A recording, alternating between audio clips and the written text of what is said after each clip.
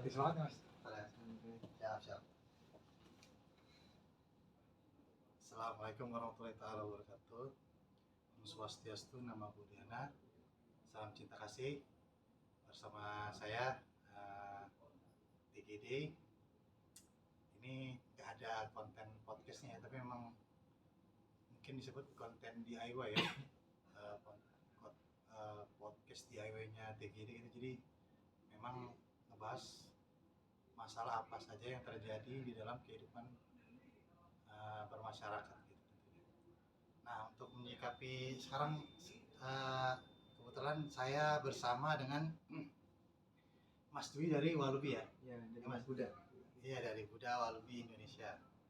Nah, ini kita menyikapi masalah etnis Muslim Rohingya yang terjadi, yang sekarang kan lagi banyak nyari suaka di Indonesia ini kan, minta dibalikin lagi gitu. Tapi kan ini tentu nggak bisa langsung seperti itu gitu. Nah, saya TGD sebagai calon presiden bener Mas? Bener, sebagai calon presiden mengajak ya pada teman Walubi ini untuk bisa kan menjembatani teman-teman saudara-saudara kita Buddha dari Myanmar untuk mengembalikan lagi Muslim Rohingya ke Myanmar itu sendiri gitu. Ya, kira-kira bagaimana Mas Dwi? Tentunya yang pertama terkait kemanusiaan, tentunya kita mendukung sepenuhnya bahwa memang iklim kondisi perdamaian itu harus dijaga. Di Buddhis juga kita, khususnya di Indonesia, kita menyuarakan bagaimana terus menerapkan cinta kasih, jadi ke universal. Kita mencoba aktif untuk terus bagaimana kekerasan itu segera dihentikan. Kita sudah menyuarakan itu, sudah ada statement waktu itu sebelum COVID. Sebelum COVID? Waktu rame-ramenya itu ya. Kemudian saat ini kan rame-rame kembali. Tapi saat dulu kita tetap tidak bisa mengintervensi karena itu ranahnya di negara ini. Ya, kita sebagai umat Indonesia hanya bisa menyuarakan lewat pemerintah Indonesia untuk kemudian disampaikan ke pemerintah yang bersangkutan. Itu yang pertama. Yang kedua adalah belakangan bahwa Rohingya datang ke Indonesia, kemudian menjadi suaka, kemudian ada beberapa tanggapan dari pemerintah atau masyarakat Indonesia yang untuk dikembalikan. Nah, tentunya kita mengikuti kebijakan pemerintah yang terbaik bagaimana. Tapi dengan catatan bahwa tolong dengan kemanusiaan tetap kita hidup. Kita bahwa di dunia ini kan sama. Boleh kita tidak berkenan dia ada di Indonesia, kembalikan ke Myanmar, tapi dengan catatan tidak adanya kekerasan. Kita persilakan. Umat Buddhis tetap mendukung hal-hal sedemikian.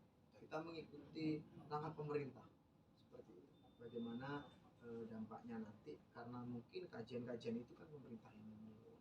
Oke, kita tinggal mengikuti itu. Tapi gini Mas, ini kan kalau menurut saya sih nggak apa-apa mereka di sini dulu gitu ya. Kalau menurut Mas gimana? Nanti nih kita mungkin ada proses diplomasi dengan ya mungkin tadi kan saya juga kurang tahu ya, apakah ada teman-teman dari Buddha Walubi di Myanmar itu, apakah kita bisa diplomasi ketika mereka menandatangani sebuah kesepakatan perdamaian.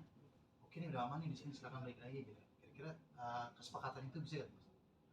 Saya tidak bisa menjamin kesepakatan itu yang pertama, karena di sana itu ada kulturnya Buddhis sendiri yang di Myanmar. Mungkin berbeda dengan Indonesia. Kalau kita umat Buddhisnya Indonesia itu kan banyak terlibat di kebangsaan juga, di komunitas-komunitas iman. Kita belum mengetahui yang ada di sana. Waktu itu kita sempat rame-rame dulu menjalin komunikasi, itu juga tertutup sama sekali juga. Waktu saya masih menjadi mahasiswa ya, waktu rame-rame yang di Myanmar. Kemudian saat ini juga kita tidak ada akses kalau kita boleh fair-fairan ke sana, ke Myanmar, karena di sana ada kultur Buddhisnya yang sendiri yang mungkin sangat berbeda dengan Buddhisnya yang ada di Indonesia. Tapi kalau kemarin yang jalan Waisak gitu ya, Waisak. Itu berbeda. Tapi ada nggak maksudnya teman-teman dari Myanmar? Tidak ada. Gitu. Itu orang Indonesia, terus kemudian ada biku yang Thailand. Oh, I see. Jadi gini, mohon maaf. Kayak saya waktu jadi mahasiswa, kalau mau mondok itu seandainya di Thailand gitu. Kalau mondok pesantren nanti belajarnya di sana bersama Pak Kiainya. dari Thailand ke Indonesia atau dari India ke Indonesia kayak gitu, belajar misalnya sekolah. Siap siap. Itu waktu kemarin tudong itu adalah tradisi yang itu dari India. Tudong. Jadi Tradisi berjalan kaki itu. yes, berjalan kaki bagaimana mirip ini loh kalau ada orang muslim itu yang apa namanya Tirakat. yang Ya, orang ya, keliling ya, jalan. ya, ya. Suluk, jalan suluk. Ya ya, nah, lebih kayak gitu. Siap. Oke, nah, gini Mas Trini, ini kita kembali ke fokus itu ya. Tapi dari jalan Dharma Buddha itu ada nggak sih maksudnya pelajaran yang memang saya sebagai orang di luar Buddha nih, maksudnya ya kan bersahabat ya, berteman gitu sama saudara kemanusiaan gitu. Ada sih jalan Dharma itu yang ngajak, memang tidak secara eksplisit ya dalam agama Buddha itu tidak mengatakan kekerasan. Ada nggak sih Mas? Ada. Ada. Jadi di kita itu ada Pancasila juga. Nah, tapi biasanya Pancasila Buddhis, tidak membunuh, tidak berbohong, tidak mencuri, tidak berzina, dan tidak minum minuman keras atau makanan yang dapat menyebabkan lemahnya kesadaran. Tidak boleh dulu Mas. Tidak membunuh, mencuri, kemudian berbohong, berzina, dan meminum minuman yang keras atau yang menghilangkan atau makanan yang dapat menyebabkan lemahnya kesadaran. Bahkan di kita ya, mohon maaf, dulu saya waktu sempat mondok atau Pabaja Samania, belajar di Gundul ya, siap. itu selama dua minggu ya.